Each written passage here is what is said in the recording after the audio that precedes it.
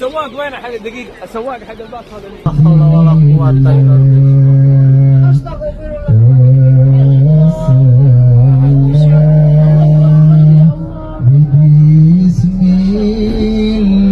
Innalillahi wa inna ilaihi raji'un.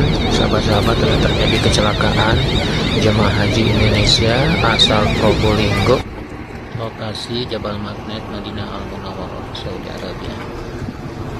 Ini supirnya dikabarkan cukup parah dan sudah dilarikan ke rumah sakit. Semoga tidak terjadi hal-hal yang tidak diinginkan, dan untuk jamaahnya alhamdulillah sekarang sudah dievakuasi.